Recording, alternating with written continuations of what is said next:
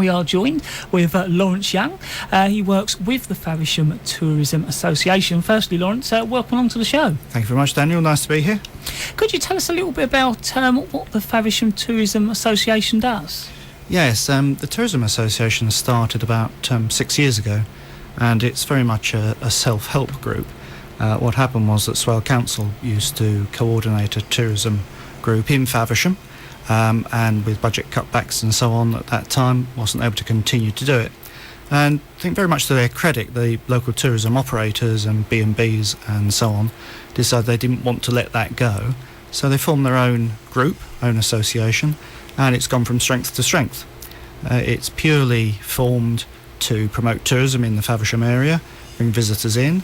And as of today, I was speaking with the membership secretary this afternoon, there's 72 members, so they're all subscription-paying organisations right the way through from large firms like the brewery, Shepherd Neame, who are members, down to smaller one-bedroom B&Bs.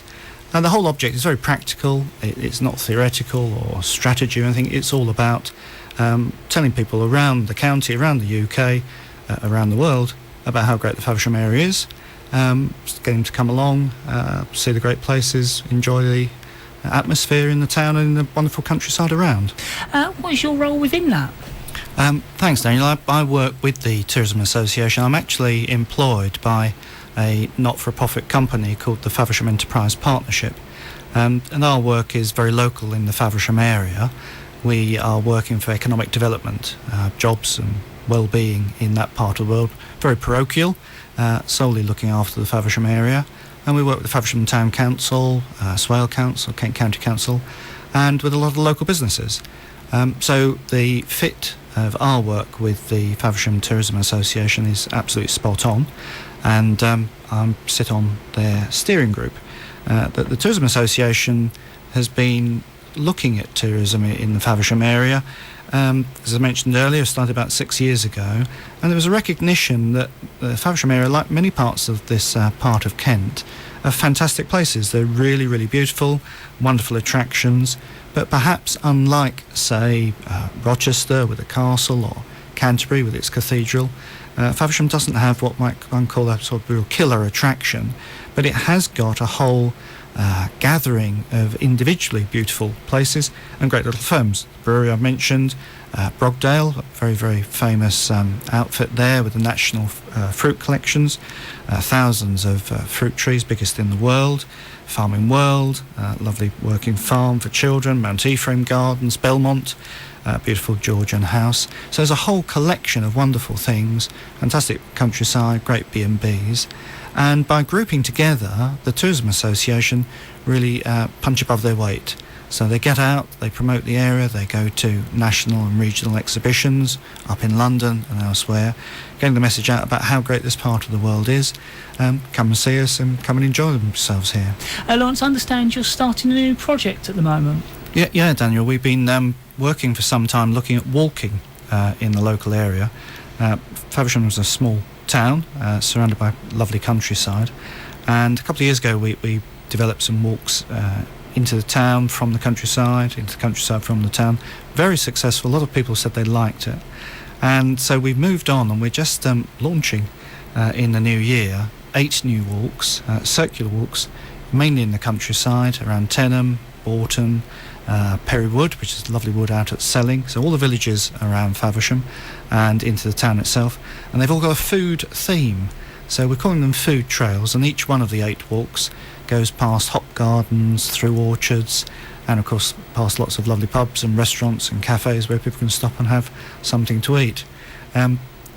Faversham, like all this part of Kent, has got loads of wonderful food, and we're going to feature different recipes and different ways of looking at the food, to go teach people how to use food well, talking with local farmers.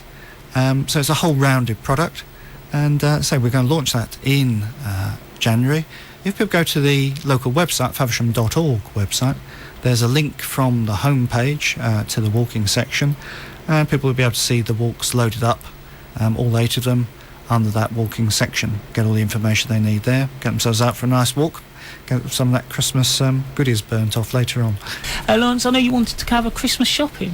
Yeah, I think Christmas is coming up. There's a new traders group in Faversham, Faversham Traders Working Group, and they're organising a wonderful set of pre-Christmas shopping events. They started off last Thursday evening, market stalls in the historic town centre. As you probably know, got a wonderful Guildhall, and they're clustered around the old Guildhall. Open again this Thursday evening.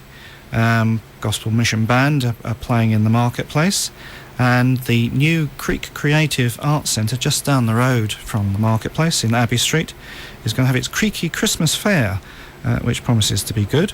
Then on Saturday there's a fashion show in the Alexander Centre in the afternoon, and that's organised by Del Conway Bennett, and Del runs the rather funky Del Arte fashion shop for ladies, and she's organised well, I won't say too much, but it's going to be quite a spectacular event. And there's also a Christmas market in the Alexander Centre during the day from 10 o'clock, featuring lots of Christmas goodies. One of the new things, those things I've just described are new, but they're on the Saturday. One of the new things Faversham Traders are doing this year, haven't done for many years, is opening all day on Sunday. So there's going to be a lot of entertainment. There's bell ringers, that's hand bell ringers in Preston Street, jugglers, face painters, and the very famous UK Paper Band are playing in the marketplace late morning to early afternoon. Again, Guildhall is going to feature a Christmas market, and there'll be market stalls all around the marketplace. So great stuff going on, lots of shops open, and if you know Faversham, you'll know it's one of those places with lots of really good little independent traders who, alongside the big high street brands, offer some fantastic products, so you can pick up all your Christmas knickknacks and Christmas presents in Faversham on Sunday. What are your plans for the future? Well, I have to say Faversham's having a little burst of community self-help from the local business people at the moment, as well as the tourism people we talked about earlier. As I say, the traders have got themselves together, formed the group I mentioned only early in the spring. Already they've done great things with their Christmas events. They're already talking about next Christmas. But in the meantime, they're going to be working for the Classic Car Show, which comes up in May. Wonderful weekend-long event, but it's going to change this year from just being a Sunday event through to being a weekend-long one, and the traders are going to organise a 1960s gig, so that should be good. If our listeners would like to find out more information, how can they do that? I think, Daniel, the best way to do that would be go to the local website, faversham.org, which, to be honest, is a really extraordinary website. A chap called Peter Faulkner, who was a town councillor, started the website up about 12 years ago, a bit of a hobby, and he and some friends of his just built it up, and it's now got about 850 pages of information on the site: history, business, community, and tourism. So all the things we've been talking about today, like the Christmas shopping, up on the site. It's run by a team of volunteers, just one member of staff, a colleague of mine, Lucy Guthrie. Lucy manages the site, and say with a team of volunteers keeps this massive website going. If people want to go on there, they can see all sorts of information about the entire area, hundreds of pages, as I say, and shopping that's included up on the home page. And to be honest, I put my neck out and say it's an extraordinary website, and probably one of the best you'll find in the whole UK. Peter was an extraordinary chap. He stood down just a year or two ago, and Lucy's taken up the reins. But it is a wonderful, wonderful website. Loads of stuff all about Faversham and the Faversham area. Laurence, I'd like to thank you very much for coming along this evening. Great pleasure. Thank you, Daniel.